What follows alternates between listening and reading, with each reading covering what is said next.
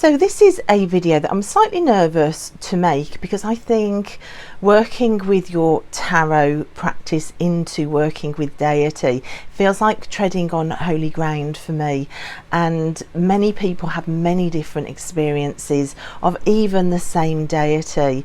So my first disclaimer is that I am talking about my individual experience and my individual walk with a deity, and if that's very different to yours, it really isn't discounting your experience. I think the first thing to bring to this video is to say how important personal gnosis is and personal experience. So I am going to be sharing resources for working with deity, particularly the Morrigan, who is my main deity that I work with. I've worked with the Morrigan for years and years, probably even before I realised that I was working with a deity or I was even on a pagan path. So it's very dear to me. This is sacred ground, but if it differs from your experience, then please embrace your own experience. I'm going to share some resources. I'm going to share the tarot decks I have been using and I have found worked really well. I'm also going to be opening the only oracle deck I've bought for a year. Is the Call of the Morrigan Oracle. This is sat unopened, waiting for the right time. Today feels like the right time. So we're going to open that together. So it might be bringing a new resource in. I'm also going to be sharing some incredible books as well.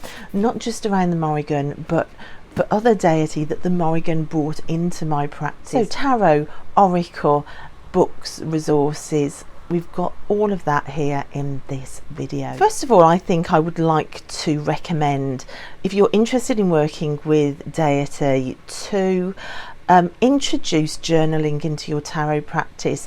There have been some periods of late that I haven't been journaling, and I regret it so much because there are messages and connections made within your tarot practice that you will forget if you don't write them down. I think just to understand the path that you're on, especially if you're getting into the less tangible world of deity work, then I think journaling is really key. It doesn't need to be an all-out fancy expensive leather-bound journal. It also doesn't need to be an art journal, like I often work with reclaimed books and turn them into art projects as well. It doesn't need to be that. Some of my most intensely profound and useful journals are just notebooks that I keep for that practice.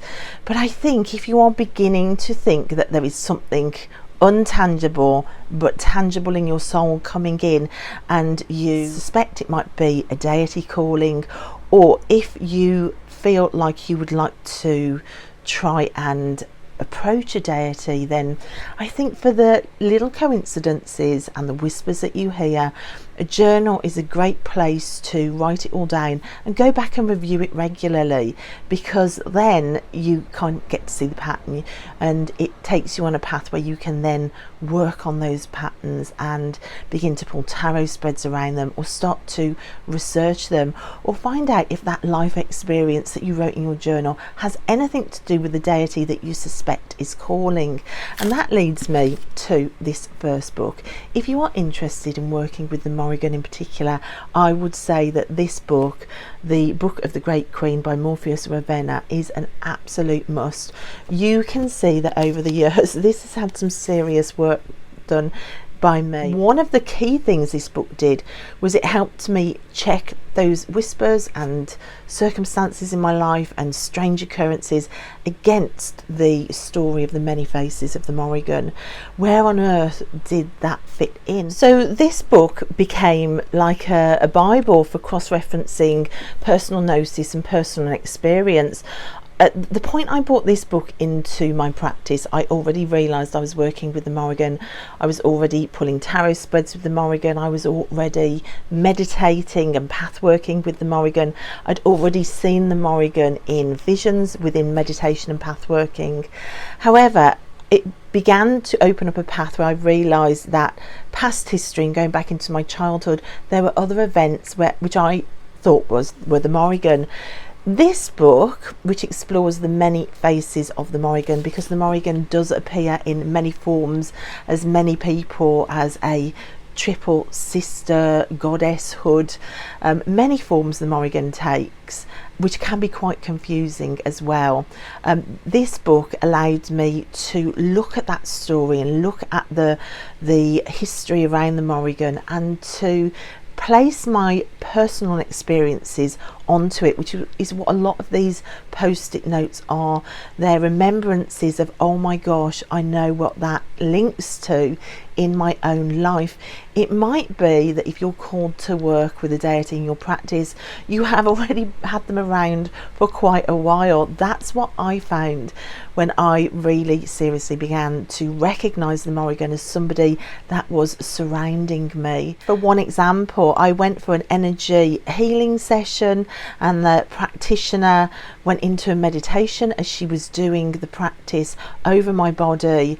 And when she came out of the meditation, she told me she'd gone into the underworld to check for any contracts that were outstanding. There were none. However, there was somebody there with a gift for me, a gift of a white horse. Now, I was disappointed at first, because I thought, if you've gone into the underworld somewhere as dark as that, why haven't you met the Morrigan? It was only then, the next day, having read this book and knowing this book, I had an aha moment that, no, this is, it was the Morrigan. This is Maka, one of the many faces of the Morrigan with the white horse. And the Morrigan in this form really fitted with what I was going through. Such a life rope thrown to me. Hence the fact on my desk in front of me, I have a sculpture of a white horse, which about 2 days later, I walked into a charity shop and found there for £1. So all of these coincidences, once you've got the background knowledge of the way the Morrigan has appeared through time, you can then have some sort of bedrock to ground your experiences on. It doesn't mean that every experience you have with a deity is going to be grounded in the history of their story, but sometimes it is. Sometimes it's not a new event, like the time a field of crows rose in the air around me and started throwing potatoes at me. That's not in the history. That was something new. That was definitely the Morrigan, and I know what that meant. I might bring a video about that at some point. But some of the experiences you have, whether with tarot or with story or out in nature or in meditation or while you're pathworking, some of them will have a basis or a truth spoken because they link to something from the history.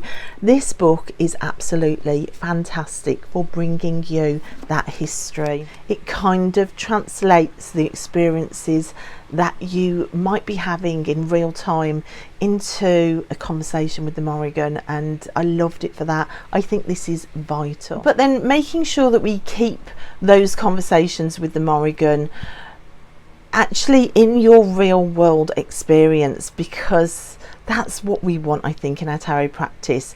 We also want to study the history and know all the facts, but we also want some tangible experience of it ourselves.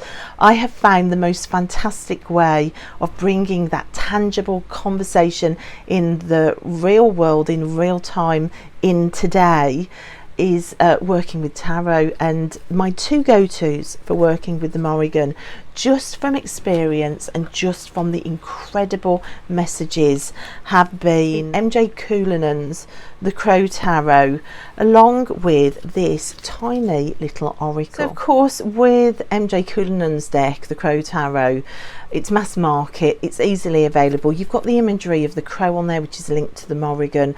Do you need things with crows on? Absolutely not. Any tarot deck will work. If you've trialed a tarot deck and it's totally something different, but you feel a connection with it to whatever deity you want to work with, then go with that one. I am absolutely certain that any sort of goddess or deity or anything that's beyond our understanding does not need a set imagery to be able to come through. So I am not showing you decks because I think you need to go and buy them. This little oracle is the Nature's Wisdom message cards. This is no longer available. This comes with messages on the back. But for me, I found that putting a nature deck into the mix with the crows, and that sort of wildness of nature is something that really worked with working with the Morrigan. These are my go-to decks. I have had astounding readings with these two. Let me show you how they work. So you can see visually that these two work together, but I found that through pulling cards like this and the messages that the cards hold, invariably it's come up with some incredible message for me. So like the Emperor with the feather, you've got the feather crown around here. It also says your intent is true. It's a great message for you being the emperor of your own life. By continuing to radiate purity of heart, you will achieve all set tasks. Again, just that initial top message, it says that you're worthy of adorning yourself with the feathers of the Emperor, the mud card, the blood of Mother Earth being like a sacred inherent force that you have. For me, if I was sitting at my altar with this, I often do a breathing exercise where I breathe in the power of the earth and then I expel like anything I don't need, which is what you would need with the Emperor. It says channel energy into manifesting what you long for. So the dreaming of the Emperor, the power of the Emperor, the fact that you've got everything that you need. For me, if that came up when I'm communing with the Morrigan, I would really work on embodying the strength of the Morrigan. Then I would feel that would be a call to the strength of working with the Morrigan. Have the death card with moss and with the cone. Cone can open and close. It's cyclical. Closes up when it wants to protect itself. Again with death, like you can stop or you can restart, that idea of stopping and then beginning again. And moss, it says you are being encouraged to release, surrender and move on, thus avoiding stagnation. Like this would be a message in the Morrigan saying you have like stopped, you're stagnant, you're standing still. What on earth, you know, you're literally dying here. There is a rebirth available. You started well prepared, you have lived fruitfully, you now offer wisdom and insight. You will enjoy vigorous health in old age. You are a mentor, a strength that inspires. You give so that you gain. This is like a call from the Morrigan to get your act together. Like you might be going into your wisdom years, but you don't need to stagnate and stop. You've got a lot of wisdom to offer. This would be a kick up the bum for me from the Morrigan. So you can see how these two work together so nicely. Then you've got the Six of Wands, that victory of the Six of Wands with nest and puddle. And that immediately for me, that is the Morrigan talking about my current situation. I'm about to get an empty nest syndrome soon. 2 out of 3 of my kids are leaving in September and I am a mess. I'm a puddle on the floor. These are my tears, guys. But this could be the Morrigan saying, look at what you've achieved. You've got both of those girls, both very different girls, into a situation where they can attempt that life of independence. Pockets of confusion or scattered emotion may seem to hinder your path at this time. I told you, literally, it's where I'm at. You have created a loving, supportive atmosphere for yourself, friends and family's safety. Can you see? Don't do this, celebrate this. It's just a beautiful way of communing with the voice of a deity. And of course the Morrigan is all about strength. Can you see that these readings have been about like get up, start again, don't dissolve, own your power, you're worthy. For me, my practice with the Morrigan is very much about that. It's about strength. She calls warriors to her. She is the goddess of the battlefield. If you're not prepared for that, and you're not prepared for the kick up the bum when you give up, then don't go to the Morrigan, because she will kick you up the bum. And it isn't surprising to me that she is coming at me, even in this example video with these cards. For me, this is the Morrigan saying, do tell them that I expect warriors. It's literally that message that's coming out of this. But again, you must work with what you've got. There might be an aspect of the Morrigan that comes in for you, like the horses for me with Maca. I have another oracle that I work with specifically for the Maca, but horses or different symbolism like that could come in. Go with what you've got, and if you've got nothing that links symbolically, then just go with your Rider-Waite or your Thoth Tarot. I think any tool that we've spent time with and we've worked with and we're sincere about using is much better than just any showy deck that is thematically linked. Having said that, I did really want to have a look at this one, so I think we'll just quickly open this one and have a first look together. Now this, oh my gosh, this looks rather lovely. So let's have a look. Let's just see what we've got in the contents of this book. Stephanie Woodfield again. See, she's absolutely fantastic, Stephanie Woodfield. To the Morrigan, great queen who walks at our side and brought us together. I love that. I love that. Using the cards, oracle spreads, oracle spells and rituals. That's fantastic. So there's a practical way of bringing this into your ritual work. Conclusion, pronunciation guide. Now I could do that with that because I'm constantly getting pronunciations wrong and my Birmingham accent isn't very good with the Celtic pronunciation. We've got keywords, challenge, strife and obstacles. It looks like this is possibly linked to the myths, which would be amazing. We've got the divinatory meaning, a spell, and then what you'll need for the spell. Wow, have you got that for each one? So linked to the law, divinationary meaning, spell for inner balance, and then what you'll need. Oh my gosh, this looks fantastic. So this looks like it's linked to the law as well. So this not only is going to be a fantastic divinationary tool, but it's a learning tool as well, from what I'm seeing on first glance. And it's also a ritual tool, so that covers all the three aspects that I've been talking about. I'm distracted by the dagda, so you've got that learning aspect, you've also got that conversation, that divination aspect that you can bring into your practice, but also taking it further with spells and rituals. So let's have a look at the cards. I'm very, very impressed so far. The guidebook, we've got a ribbon to get them out. That's fantastic. These look incredible, guys. So the art is by Naomi Cornock. Is Naomi Cornock the one that did the, oh my gosh, it's the same artist as has done the Old Ways Magic Oracle. Of course it is. Oh my gosh, I'm really excited now. I'm actually currently working with this one, guys, and it's absolutely fabulous. So look at those backs. Those are incredible. I love the black borders on them. I'm a real borders girl. I think because I loved pathwork, I like the border as the doorway to step into. And we've got all the different faces of the Morrigan. There's Maca with the horses,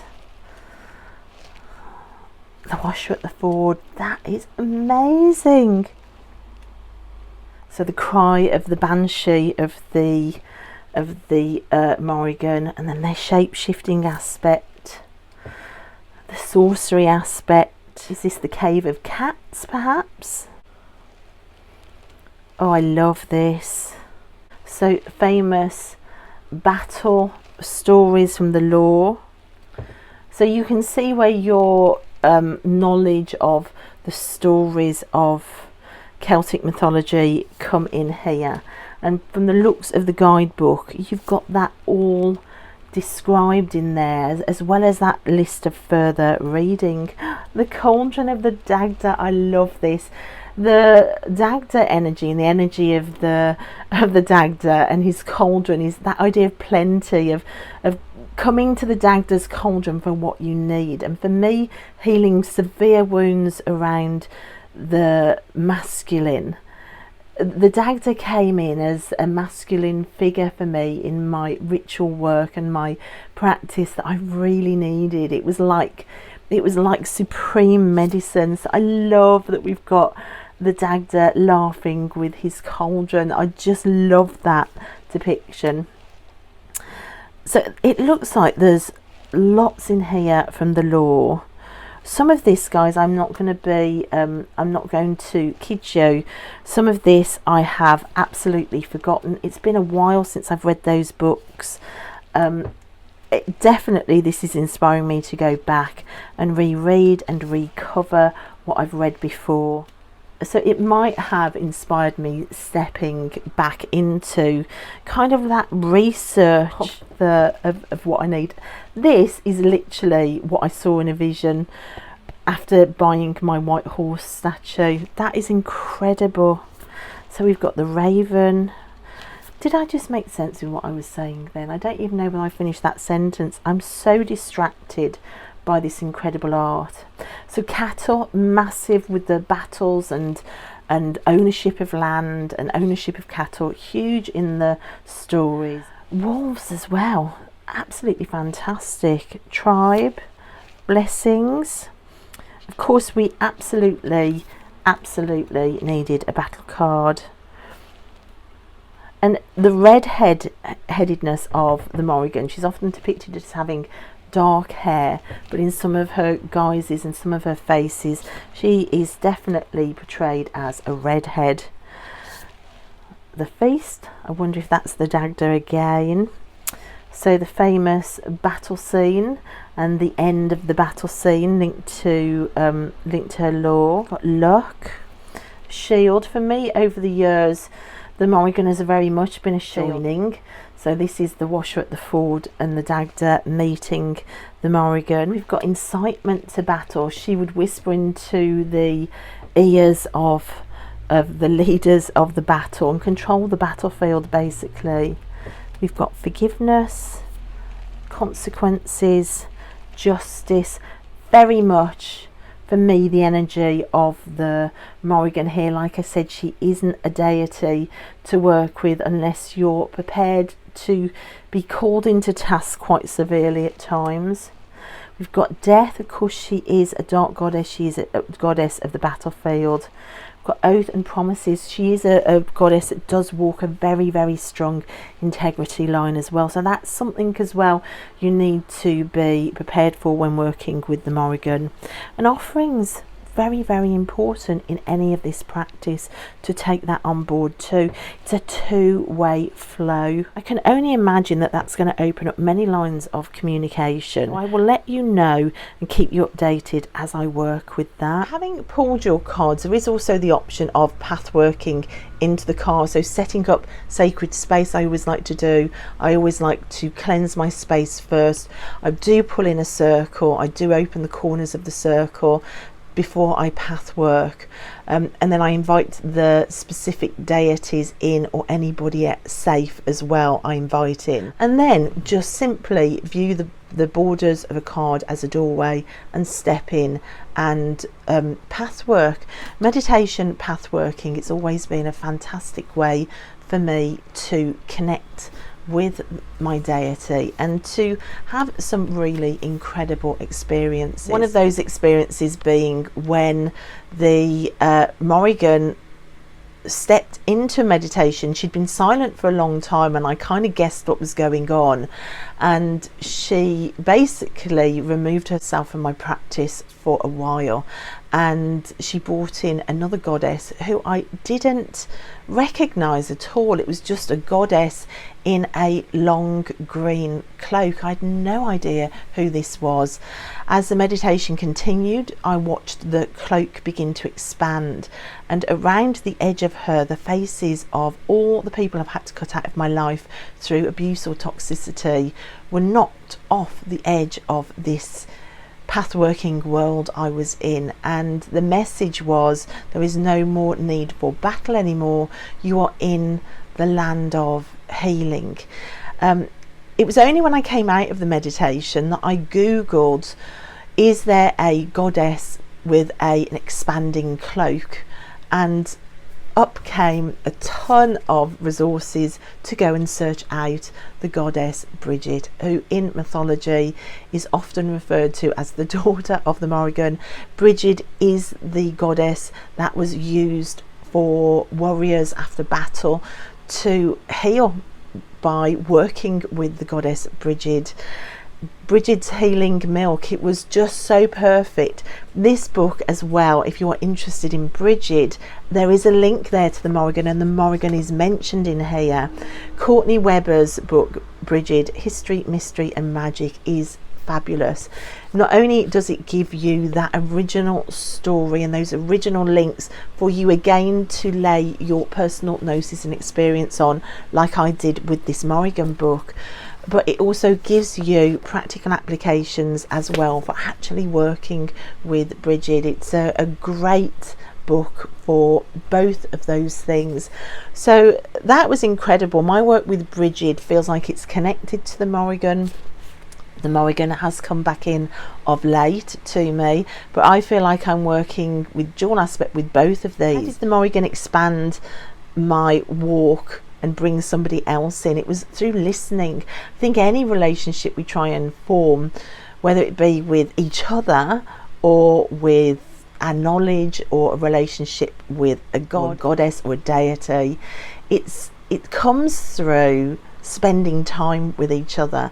It comes through relationship. It comes through that time at the altar in sacred space, either meditating or pathworking or pulling your cards in conversation. You cannot expect to grow a relationship without that time element and that discussion element. And then trusting. I think trusting is a huge part of this. Once you've had those experiences, then trust it. For me, I try and honour those experiences either with poetry or with thank yous at my altar or with artwork. For me, with this experience, I did draw an artwork based on it and turned it into a part of my grimoire, which is a page where I can return to walk across the silver stepping stones to the island with the campfire to come and commune with Brigid. So there are different ways then that you can expand each experience, but hold on to each of those personal lived experiences. Try and record them somewhere, either in a video or in a journal, like I said before, or in artwork. Make them a part of who you are to build that relationship. But for me, meditating and pathworking in sacred space was a massive part of that. So working with the Morrigan more practically as well, this book by Stephanie Woodfield is absolutely fabulous. This is Priestess of the Morrigan, Prayers, Rituals and Devotional Work to the Great Queen. I have read this a couple of times and loved it. I will give a caveat though to this. I still think your own personal traditions and your own personal relationship and your own personal way of working or being with your deity or your deity work or even your tarot practice, I think that has the gold in it. So by all means, read about somebody else's experience, read about what they have to share with you and what they have to teach you, and incorporate it if it feels correct for you, or just love reading about it but carry on finding your own path, laying down your own stepping stones. I loved this book. I haven't really integrated the practices from it as yet in my practice, but every so often I return to it and think, now should I? Is there anything in here? I'm a great believer in nobody can teach you about spirituality. Nobody can teach you about unseen spiritual paths. Nobody can teach you about gods or goddesses. I think be curious about what other people have learned and experienced, yes, but your own experience is your teacher in these fields. This isn't like physics. This isn't a 101 class. This will be unique to you. But if you are interested, this is a great book. This is Stephanie Woodfield's book, Celtic Lore and Spellcraft of the Dark Goddess, Evoking the Morrigan. Again, it looks fantastic. I would say anything Stephanie Woodfield writes about this, for me, always feels truly like authentically lived. It comes from that base of living it. I think I need to bring this book out and have a read of it and bring a review of it, because like I said, I do love Stephanie Woodfield's work. So if you are interested in checking that out, that is another book that's out there. I would also say look for strange occurrences or synchronicities within this practice. Now, I had a really strange thing happen with a candle during a meditation at my altar that literally blew me away, and yeah, it was amazing. And for me, that brought in yet a third deity to work with, and that's the dagda. And again, the dagda, or the good father, is linked with Brigid and the Morrigan. The Morrigan was said to have been the wife of the dagda. Again, this little book, which is a pagan portals book, was really insightful in me being able to place some of those experiences in real time onto the ancient words and stories around the dagda. It made sense of it for me. So again, we're all within this Celtic pantheon. If this is interesting to you, it's another way of learning about the Morrigan through the stories that surround her. So I would say, even if you're not interested in bringing either Brigid or the dagda in, they're really useful books for understanding that world of the Morrigan that you're stepping into. Finally, I would say, don't be afraid to take your practice away from your desk, away from your tarot desk, away from your altar. Take it out into nature. These myths and stories are often based in nature. Seek out the settings of these places. I mean, I've been to Ireland a number of times and visited a lot of these places, but it doesn't need to be Ireland. It could be your own locality. I remember I had the most incredible experience in the woods once, where a white mist wrapped around oak trees as crows sang overhead. The white mist of Brigid, the oak tree of the dagda, the crows and ravens of the Morrigan. It was the most intense, unbelievable experience I've ever had, which there is a video on my channel which I will also link about. To honour that experience and to pull the messages from it, I came home, I pulled tarot. I also did a artwork for me to kind of honour the experience and to say thank you for the experience. I do that in artwork.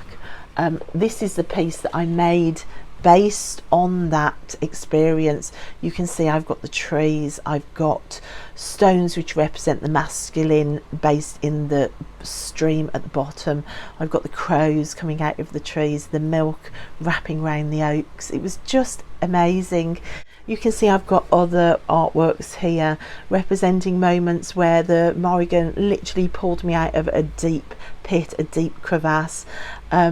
These are ways of saying thank you and honouring the Morrigan, which I think whatever deity you're working with, they are not a sweetie shop to go to and just demand things from. It is a two-way street, and I think some way of honouring that two-way street, not only with your time, your conversation, your trust, your seeking out and recording down things that happen that could be linked and looking into it, your research and your experiences. It's all a way of honouring that connection. And finally, I would say to really make sure that you are going where you can back to key original resources. So I know that online Morgan Daimler, who is another fantastic name within this area of knowledge, she has small little books that translate a lot of the key original Irish Celtic texts around the Morrigan. I have a couple in paperback version, a lot are available on Kindle. It's not easy reading, but I think it's useful, and it's useful reading, and I think your time spent doing that reading again is a way of honouring the deity that you work with. So if you are interested, do at some point take it back to original source material and meditate on it, see what's in there for you, see how it links to the experiences that you're having, or if it doesn't link at all, why doesn't it link? I think within that time spent, you'll get something out of that will shift your practice as you go. So that's it, guys. Those are my current resources and some advice which you may be interested in or not, around the idea of working with deity, in particular the Morrigan and the deities that revolve around the Morrigan as well. So I hope you found that useful, or at least a little bit interesting. Thank you so much for watching. I appreciate your time, and I'll see you next time. Bye.